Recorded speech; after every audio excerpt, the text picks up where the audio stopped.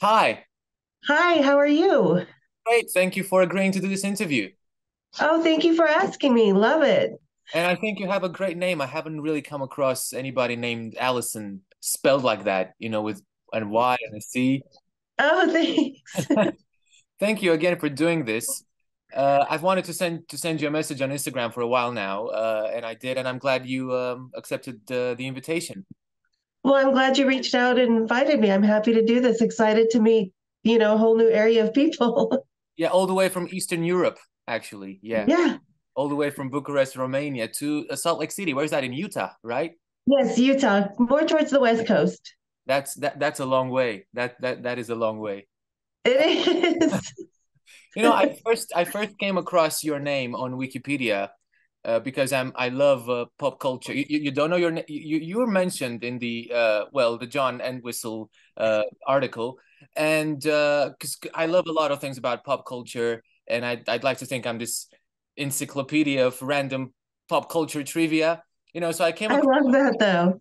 yeah, and I came across your name and I said, I like stories, and I love stories, and I love reaching out to people who seem to have very interesting stories to tell. Uh, you Oh, know, musicians, painters, whatever. And you, I thought you had I mean, you seem to have a lot of great stories to tell. You also have a book out, yes. and Yes, I do. is, is it physical as well? Can it be delivered, or is it just an ebook? Do you have physical? No, it's a physical book. I have a hard copy, I have a soft copy, and I have the ebook on that. So you have a choice of all three. And I know it's available mostly around the world. If you can't get it on Amazon, you can get it on other outlets that are available in all countries. Right. And you can also get it as an ebook for anybody here in Romania listening, Yes, watching. If you're interested absolutely. in Allison's stories, then you should get the book.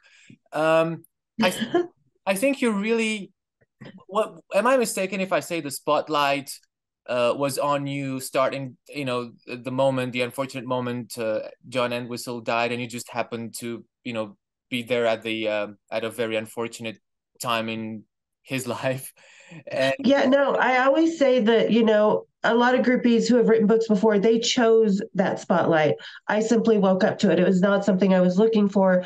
I was 17 years into my rock and roll groupie life, 13 years into, my relationship with my lover, John, So that was something I did not want. I was perfectly happy being behind the scenes. right. So because you're mentioning now you were very happy behind the scenes. How did that? Because I guess tabloids must have come after you and all the newspapers. How did that feel like all of a sudden to be in the spotlight? Not fun because it was such a negative aspect of it because before the press had found me, I was hiding out for 3 months. I went over to Dubai and Bahrain and got the hell out of any type of spotlight, and had come back, and the coroner's report was released September 12th. September 12th, Robert Plant was playing in Las Vegas, and the 13th, the Who was doing their makeup gig. So, I mean, and it was really hard. Even that day, sitting in the room with the tour manager and the band's manager and the drummer and John's best friend and everybody watching it on CNN, I knew my life was skiwambus. It was changed completely. And again, not something that I was really looking forward to. How did you handle that? The unwanted Um, attention. I handled it as I would just because the rock and roll has always been like my family. And I've been around a lot of musicians when they're going through tabloids or changes in their life, divorces. So I kind of had a guidance before that. And it started the day that John passed away, and the homicide detectives, everybody was finally letting me go from the hotel.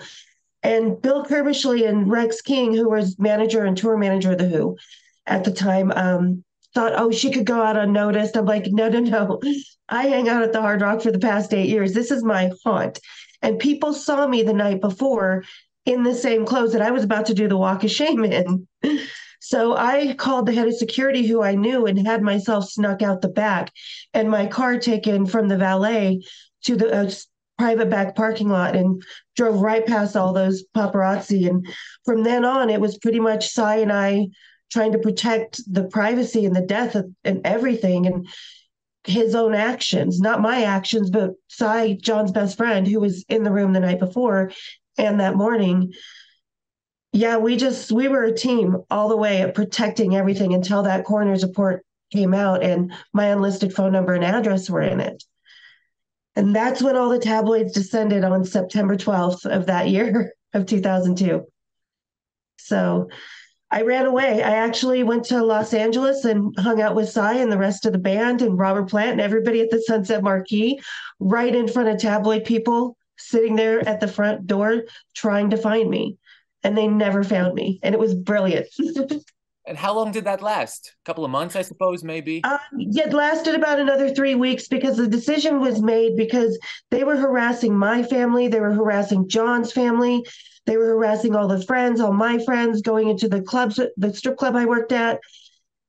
So I finally just was like, all right, Si, this is how it's going to go. I'm feeding myself to the wolves because what's the one thing they're looking for?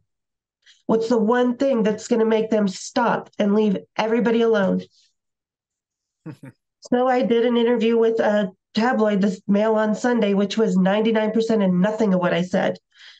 And it just stopped and we all moved on from there, but it doesn't ever stop really. You must have seen the sort of 80s revival in fashion trends right now on TikTok. And as far as I can tell, and I've seen on your Instagram, and you're doing these kind of discussions. You share your stories on YouTube if you guys want to check it out. Um, you, I mean, you're a fan of the 80s because, well, were you were doing all this Yeah. stuff in the 80s. You were there when it happened. So what do you think about this revival and all these young girls who are and boys as well who are into 1980s fashion and I think it's fantastic. I love it. You know, I love it when people are genuinely, because even in the 80s, we were back into the 50s. We were taking the 50s fashion and making it our own. And that's kind of what the kids are doing today. And I love that they love that era because it really was the last kind of free spirited era with no internet, no nothing, just people actually connecting. And I hope that's what they're getting from that era in the fashion and in everything, you know. So I love it. I think it's great. what was the first interaction with a celebrity, with a rock star that you had? Was it James Hetfield? Was it James Hetfield? No, no, it was actually David Lee Roth. I don't know if you've ever heard of the Society of the Masons. I did, yeah. Okay. Okay, there's a female side, and there you start out with a Mason. You start out as a deacon, and or starts with a D. But anyway, on the female side, you start as the Rainbow Girls, and you move up the ranks until you're worthy advisor. And every state has a convention statewide for all the girls every year. And ours was in Kansas City in 1984, one of the ones that I went to, without my parents, just a couple of the, den moms. And Van Halen was staying at the hotel. So the very, very first one I met was Eddie Van Halen with his roadie Nigel. And then I met David Lee Roth on the rooftop of the Hilton in the hot tub, drinking a virgin margarita. Two things were virgin in that hot tub that night. One of them wasn't by the end of the night. And it wasn't the drink. That was 1984. Yep. It's 1984. And then you met James, what, in 1985, I think? 1986. 1986. It was April of 1986. It was same year that the bus wreck happened and Cliff was unfortunately killed. So Yep. how does one get into that world that you got into? What was the You're first? just drawn to it. It's like a feeling. It's like you just belong to this tribe. This is your gypsy family, your second family. And you just, I can't even explain it. Like I had met a guy that knew a groupie in Salt Lake City before I moved to Salt Lake City. And he was like, yeah, they're always at the hotel bar. So he kind of gave me the clue. And the first concert I ever went to, Rat and Bon Jovi, when I very first moved to Salt Lake City, he's like, oh, yeah, there's tour buses in the back. I'm like, whoa, they're not Supermen and they don't just fly into town? Hold on. Oh, there's buses, they're accessible. So it just kind of came after that first concert. I talked to a couple of roadies and then blam, next concert, backstage. Is there still a groupie culture this day? I mean, do you think? Yeah, I think there is. It's not as big and big of a family as it used to be. And it's definitely not as wild and crazy as it used to be. but it's more of that connection. You have that friend on the road that you like to hang out with. That's part of that family. That's kind of that beacon in the middle of the night that makes you feel like home when you're thousands of miles away. And yeah, I think there is, but in America, I don't think it's like it used to be. There's some really amazing girls in Brazil, in Germany, in a lot of European countries, especially. I think it's better. That is interesting. And, a lot of people my age, and I'm 28, so a lot of people who were born in the 90s, we weren't alive in the 80s or the 70s. And every time I get to interview somebody who was doing stuff back then, whether it was touring, writing music, I say about the 70s and the 80s, because I got these image of these decades from movies, and, Yeah. and magazines. And I got to ask you, what were the 80s as wild as they were portrayed in media? Well, it depends. Like, the movie Rockstar, that's kind of the backstory to how Ripper Owens joined Judas Priest. I heard Have it. you ever seen that movie? I haven't watched it. Okay, if you watch that movie, you see how the groupies of the 80s are portrayed, and they're like real low life, like, we're going to stand in line to have sex with this guy and be the fifth girl in line. It really wasn't like that. Like, yeah, we did a lot of drinking. We drank. I don't know how some of us survived it, but it was still, like I said, that family vibe. You were hooked up with that one person, for the whole time they're in town. It's not like they had these big, huge rooms full of orgies and, just things like that. It was parties. Like, I put a bow in James Hetfield's hair and made him dance around like the Cowardly Lion. While Lars and my friend Danny and me and James and a few other friends and their tour manager Ian were hanging out, and we make up the dirty alphabets. There was always a party. It just wasn't this huge, crazy thing that people thought. So, do you think the general public may have this wrong idea of what groupies are and what groupies do? Yes and no. Yes and no, because there was such a polarizing difference between the 70s groupies. You see Almost Famous, and you see how the groupies portrayed themselves then. That's not far off from the truth. That's close to the truth. Although Pamela Des Bars is not Penny Lane, there's a real life Penny Lane. But anyway, so the 80s groupies, the 80s was an era where women in America were actually first competing with men, not for just corporate jobs and salaries and, who was really the bread maker, but also sexually and owning our sexuality and our prowess for the first time. And I think that's really what's missed out on the 80s groupies, because we are portrayed to be these dumb bimbo strippers that just fall on our back, as we call them, star fuckers. But it's like, no, groupies something way different. We're road wives, we're family, we're friends. We keep in touch. My poor mother had to field off a lot of rock stars after 10 p.m. and she yelled at them. So it was, I think the 80s groupies are very misconstrued in society and public eye than what we really were. Mm-hmm. So, you were a teenager when you first got attracted to this Mhm. world. What was it? Do you remember going to a show and enjoying that show, or what was the It spark? was it was my sister and I used to go into my brother's room and listen to all of his albums, Meatloaf, Boston, Kiss. And if we got in a fight, our dad would throw us in the room and be like, both of you fight it out in there. And we'd pretend to get in fights, so we'd get thrown in my brother's room and listen to these albums. And we'd look at these albums and be like, I love him. I want to marry him. I swore I was going to marry Paul McCartney. George would have been best suited for me, though. But, so that's kind of when it started. But when I went to my first concert, when I met Van Halen at that hotel, I felt like home. I felt like this is just a part of my tribe, an extended family. And just somehow, some way, the universe, the world, God, whatever you want to believe, just took me down that path naturally. So it was the music that first attracted you to that. Absolutely. Absolutely. 100. It really was the music, and was because you've met a lot of people. Axl Rose and James, and God knows how many others.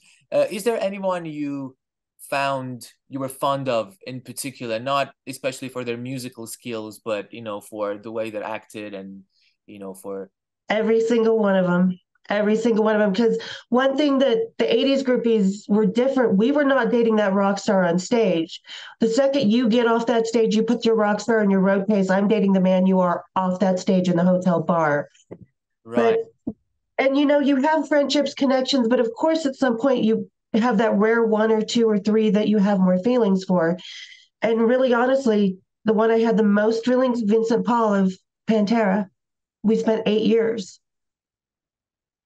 so you connect, you make, like I said, you make friendships. And I say lovers because lovers embody so much more. People don't realize we're friends. We go on dates, we hang out, but we can leave each other whenever we're done, type of thing, and still stay in touch. That those are very interesting stories. You said that there's a difference between the persona that some of these rock stars have on stage, and then they come off stage and they're not necessarily in that rock star Mhm. attire anymore. So, is there an individual or a rock star that had that whose persona off stage was terribly different than his persona on stage, like 180-degree change? Because they say that about Freddie Mercury. They say he was like so macho on stage, but he was so shy and an introvert off stage. So I'm thinking maybe you met somebody like that. Yeah, definitely. God, that is a good question. I think Vinnie Paul, I think Steve Jones from the Sex Pistols was really a surprise compared to what he puts out there, in his book or the movie Pistols and stuff, and how the Sex Pistols persona, but totally different person, like the sweetest ever, funny, So he was really kind of the biggest surprise out of all of them. The rest of them, kind of, I knew how they would be off stage. What's the 'cause I mean, everybody asks you this question, but I mean, this is my chance, so I'm gonna shoot it anyway. So, what's the craziest thing you've seen somebody do? They talk about Keith Moon blowing up a toilet and throwing a TV out the window into a pool, and there's all that stuff. But Oh, God. I'm talking to somebody who must have seen some stuff, right? You've seen some stuff, Oh, yeah. right? So, Well, there was this poker game with Bon Jovi, but that was not the craziest. There was a time when we were in Denver with Metallica, and it was the very beginning of the Black Tour, and that my friend Danny and I were living in Salt Lake at the time. And so we decided to hook up with them in Denver and then go to Salt Lake with them. Well, our first night in Denver, they had 2 days off. We're playing 3 shows. The first night, we go to some random club behind a strip club we were at, and there was a local band playing. And we walk in with the band, and the band's like, whoa, this is going to be a really killer night. You're in a local band playing, you see Metallica walk in, right? And above where the band played, there was this second level, and there was kind of a balcony, and the drum riser was here, and the balcony was right here. And the crowds, the band's got their back to us on the balcony, but the crowd can see us. Well, my friend Danny needed to throw up because she had had a little too much to drink. So I was going to run to the bathroom 20 feet away. No, no.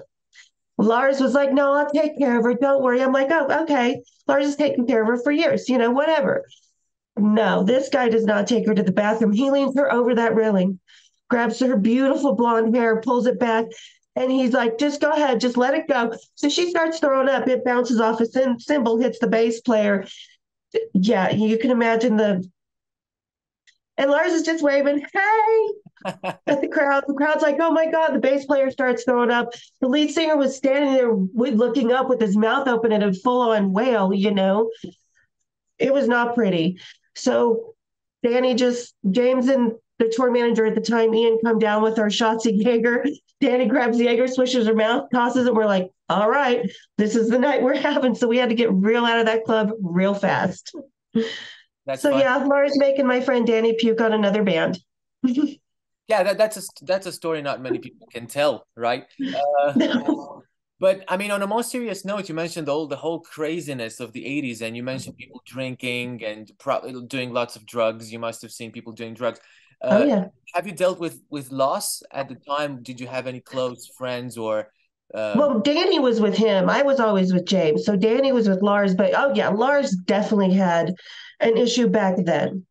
He was when you watch him in the 80s, that's because he's coked out. When he's doing interviews, that's how you can tell. And he's always like, that's yeah, watch an interview from the 80s and Lars is probably coked out if he's doing that. but I think in a way everybody kind of had either did drank a lot or did some sort of drugs, right? Of Mostly like James Hetfield, I never saw him do any drugs. He had a heavy drinking problem, but then on the Injustice tour, maybe it was early Black tour, he was diagnosed. No, it was the Injustice tour because the night I put the bow in his hair and we made up the original Metallica alphabets. But anyway, he was diagnosed with a bleeding ulcer. So back then, he quit drinking heavily. Mm-hmm. And I say this in my book, and it's a precursor to, the whole rehab thing. But I think the heaviest I saw back then was probably early 90s with Dave Gone when he was in his heroin years when I first met him. Mm-hmm. So I think that's the craziest I was ever around. And even then, he was really cautious with me because he knew it wasn't my thing. Because I never got into drugs. I smoked weed and I drank. I tried Coke a couple times. Not my thing. That's what I was going to ask you. How did you manage? If and you said you managed to stay away from all these drugs. How did you do that? If I tried it and didn't like it, didn't do it again. All right. And I never tried heroin because I was too scared of it. There was because Junior from Megadeth, Dave Ellison, he was doing heroin. Then Dave Mustaine got into heroin. And the first night I met Dave Mustaine, we were going back to his room and we stopped by to see their tour manager and Junior. And he's like, "Hey, you want to come do some honey oil?" I'm like, "I don't know. What is that?"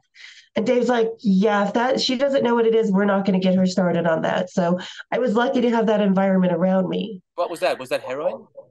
Yeah, Okay, heroin. that's what they call it. Honey oil. That's what they called it back then. And I had no idea what it was. And Dave Mustaine, he's actually a very nice guy. He's really protective. And he was like, if she does not know what that is, we're not going to introduce that to her. And that's the environment I knew in rock and roll. It wasn't just Dave Mustaine. These guys were protective and they wouldn't let us go to where they knew would not be a good thing for us. Mm-hmm. Mm-hmm. How did you decide to write a book? What else are you going to do when you wake up next to a dead rock star in Vegas? It was a long process because my story was being told so much. I was being called hooker, prostitute, murderer, druggie. The story was being told for me. So it's like, no, I have to tell my own story. So that was kind of why I did it, for my voice to be heard. Was the Can you talk me through the process? Was it a long, painful process Yes, for most people? yes. Okay. It was. It took me really total from the time I decided to write it to the day I self-published. I went through a lot of stuff. Like you have to shop for agents and it's 2 or 3 month process just to query one or two. So that's, I got an agent. He came back with a couple good offers, but it just wasn't for me because the way they wanted to turn my book into something that was not me. There Mhm. was more 70s groupies, that Almost Famous thing, and that's not us. So I decided to self-publish and walk away and do it all on my own. And that's what I did. 8 years later, on February 13th of 2014, is when I actually released it. So it took you 8 years to write it and to Yeah, get because it out there. like you were asking about the painful, even when you're looking back at the good times, you're like, you're confronting your whole past, your whole life, everything that's led up to the moment that you're writing that book. So it does create a lot of emotion when you're writing, and sometimes you just got to step away and breathe. So looking back at your life, because you must have done that writing this book, is there anything that you would change? Is there any decision that you made? Now you look back, think, that wasn't such a great decision to make. I would have done Yeah, differently. absolutely. There's one. And that's when John died, and I left Las Vegas and I went back to Salt Lake City. When John died, I was in college for art history because I love art history. It's so awesome. And I was getting ready to go over to the UK to London to finish my degree and start an internship there. And because John died and my mom had just been diagnosed with Alzheimer's and stuff, that when John died, it just totally changed everything. I felt like I needed to be in a cocoon. And yeah, I would not have left Vegas and gone back to Salt Lake City. I would have gone straight to London and still finished my degree. But at the time, London was scarier because their tabloids are vicious. Right. They have a reputation for that. Yeah. Yeah. So that's the only decision I would change in my life, nothing else. Right. Um, Alycen, thank you so much for doing this talk. Yeah. I would tell people again that you can get Alyson's book online. You can look for Alycen on Instagram, and you've got some great stories that you tell on your YouTube channel. Thank you. And so I Yeah, would, I've got a few. I've got a few. And it's just the tip of the iceberg. And, a lot of people, they're used to groupies and being in one genre like rock and roll. I've got the Jackson family. I've got Tupac. I've got, rock and roll. I've got country, just because that's the one thing I always loved about being a groupie, all kinds of music. Right, it's very, very eclectic taste, I must Yeah. say, right? So what about the Jackson family? I didn't know about that. Oh, I met them when I very first moved to Las Vegas. The Motown Cafe there was having their first year anniversary. And a guy who was trying to be my agent, because I was doing a lot of men's magazines and featuring as a stripper, in my own career at the time, he was trying to be my agent. He's like, yeah, we're going to go to the 1 year anniversary. The Jackson family is going to be there. Paula Abdul with her then husband, the guys and boys to men. So yeah, that's how I met him. I was like, it was Tito, Joseph Jackson, and Jermaine Jackson. Jermaine Jackson had more eyeliner tattooed on than I could ever put on. And Joseph Jackson was kind of creepy. It's like this part of his body, might have suffered from a stroke or something. And he did one of these weird like things with his finger that's meant to be obscene when he shook my hand. I was like, no, thank you. Nope, you're too creepy. And I can see why their family turned out the way he did in the 10 minutes that I talked to Joseph Jackson. Just insane. Joseph was Michael's father, right? Yes. Yeah, there's like tons of stories about the guy being weird. I mean, just him bullying Michael would alone be, scary. But now you're And the I absolutely believe that 100%. Like I said, there was just this weird vibe that you got off of him, just creepy as ever. So was there anybody that you met and the vibes were instantly off other than Joseph? Oh gosh. Yeah, there was quite a few. The guys from Rat, like I had the thing for Stephen Piercy, and I was going after Stephen Piercy, and he was just a little too shallow and vain for me, so I could not connect with him. And then when we tried to do something, he pulled down his pants, and it was like, I don't know what was happening down there, but I ran away. So, yeah, that vibe was totally off. And I guess there are so many other stories like this in the book. Yeah, there's 30 years of rock and roll groupie stories. That's crazy. And this this will help. I hope that it will help people change the way they think about groupies. Because as you said, might be some people that only see groupies as negative, like negative traits of the groupie Yeah. hang out. Like sometimes they say stuff about Yoko Ono. I mean, she wasn't a groupie, but women in rock and roll, and they disband groups and all that stuff. And it's, I mean, from what you're saying, you were just like big families, and Yeah. and all these rock stars were protecting you, and you were hanging out. It wasn't just sex, drugs, and rock and roll. It was more it was more profound than that. And I think sometimes people might miss the point. And I do, and I hope they get that. And I also want women to understand that it's okay to follow this. If that's what you want in your life, then follow that. Just don't be lost that this is some fantasy world. Don't have a 12-year-old fantasy. Be a grown woman, and it's okay. Don't be bothered if people judge you. And like I said, I came from an era where women were really most empowered for the first time in history. Well, since Cleopatra, really, So I was very, very lucky, and I hope any other women, find that that's what this is really about, that empowering women. Yeah. So what you did, being a groupie, was really, you felt it was you experienced the freedom of choice, freedom of Hmm. movement. You were following your dream, Yeah. and there's Yeah. nothing wrong with that. Yeah, I truly agree with Yeah. that. And the rockers really had a hand in that because they weren't judging us for being, like normal society does judge groupies. The rockers were just like, yeah, these are just cool chicks that we hang out with. And they never judged us. So I had that luxury to be able to grow within that and make my own choices and still be wild and crazy and not be degraded for it. So very, very lucky.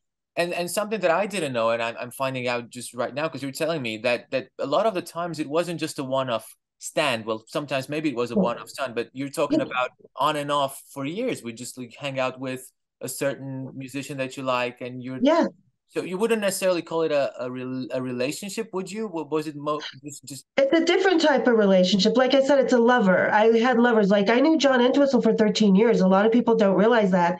And Paul Rees, who wrote that book about John, not true at all. He never even contacted me. So total lies. I met John backstage in 1989 when who was playing Boulder, Colorado. And Mhm. my friend and I had some friends working, and then Sweet Sweet Connie from the song, she was there as well, and we were all hanging out. And so I knew John for 13 years. I dated James for 5 years. Like I said, Vincent Paul for 8. Hung out with Steve Jones for 5 years, on and on and on. Because, like I said, as a lover, I loved having lovers back then because you have this bond, you have this friendship, you have this sex and everything you need, but you can walk away from it and rejoin it anytime, you Did that know? ever make you jealous that they would walk away and maybe, meet other people in the meantime? Or that No, would, because I was too. yeah, you were, yeah. It's a different type I of mean, dynamic. John knew that I had dated a couple of his friends. I was actually, when John passed away, I was also seeing Glenn Tipton of Judas Priest. They Mm. were great friends. They shared the same management. They had done music together, stuff like that. So, oh yeah, we all knew. We just didn't judge anybody for it. And we didn't talk about it when we were together. We were living in that moment with that person in that time. Well, because in this scene, everybody kind of knows everybody anyway, right?